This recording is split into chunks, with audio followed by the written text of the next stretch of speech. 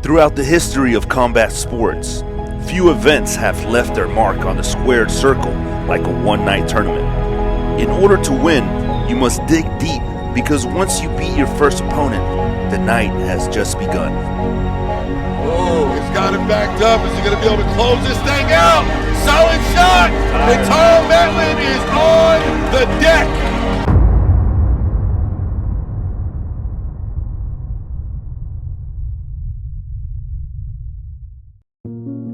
K1 was born in Japan in the early 1990s. Founded by Kazuyoshi Ishii, a Yukoshin karate practitioner with a vision of a sport that would equal the playing fields and bring out the best striker on the planet. Known for the K1 World Grand Prix held annually, in order to get the K1 Grand Prix, you must first win a regional qualifying tournament.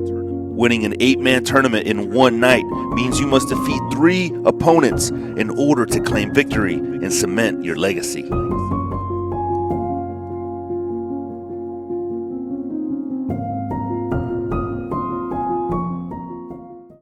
So the first thing everyone should know about kickboxing and tournaments is that they're married. From the very beginning, if you look at K1, if you look at the great success that they had over the years, it started with Kyokushin and Saitōkan.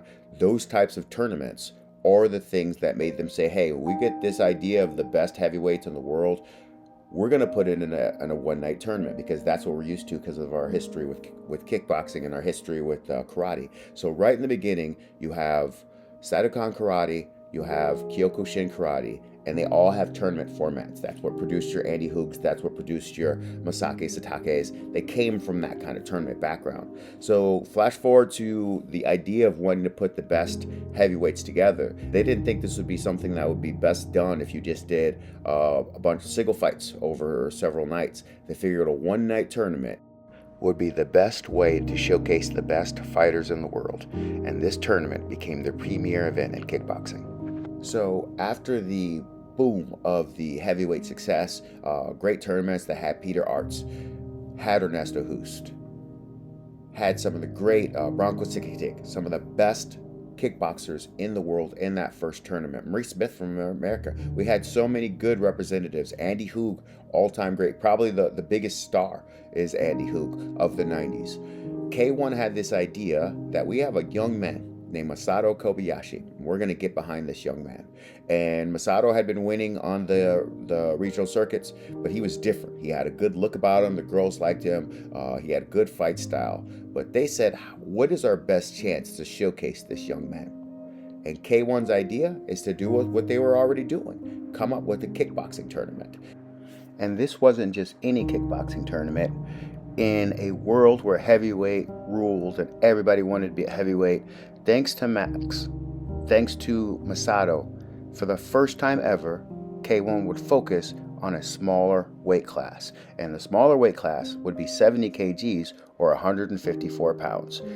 And they called it K1 Max. Max standing for Middleweight Artistic Extreme. We're going to put together this tournament. We're going to get behind this young man, Masato. We think he's special. We have already showcased him in a couple of single fights, but we didn't think that really let the world know how great this young man is. We want to put him in an 8-man tournament. They put together the 8-man tournament. They bring fighters from all over the world.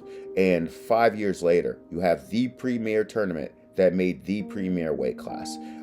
Everybody in the fight world either wanting to move themselves up, gain weight, and fight as a heavyweight, or they want to cut weight down and fight in max. Pete again, everybody wanted to see the best. So that's what Scott is doing here at Husky Fat with this 8-man USA tournament. We really are trying to put the 8 best American kickboxers, and we want to see, hey, who becomes a star at the end of the night. One of the sad stories in the history of kickboxing is a story of a West Coast fighter named Alex Gong from Fairtex Gym. Very, very crafty and offsetting kicks to open up situational boxing and really good clinch knees. He was a talent, and unfortunately we lost him to a horrible incident where he was in a car accident. The guy ran away from the scene. He chased the guy down, and the guy ended up killing him. The guy later killed himself.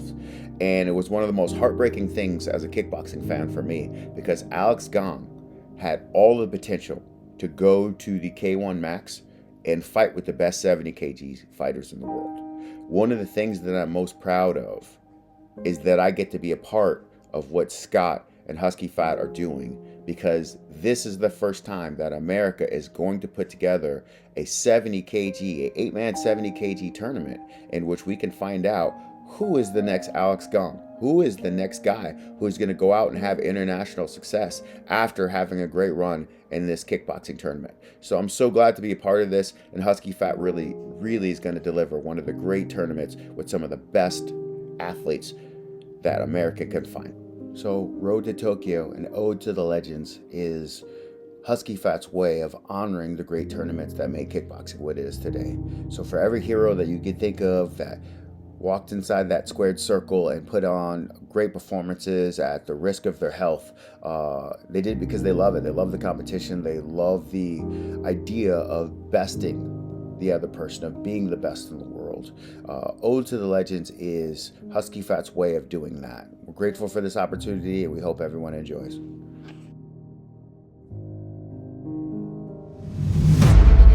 Big moments in life also provide big opportunities. On March 8th, a storm will hit Norman unlike any you have ever seen before, with fighters coming from all over the United States to prove their greatness, with aspirations to cement their legacy in a sport and in a culture that will reward their achievements with a chance to perform their craft in front of the entire world. Buckle up as we take you on this epic journey. 8 men will compete for greatness, but only one will walk away the victor. March 8th, John Q. Hammond's Event Center, Norman, Oklahoma. Witness the biggest combat sports event to ever hit Oklahoma, and follow along as we take you down the path leading up to this event.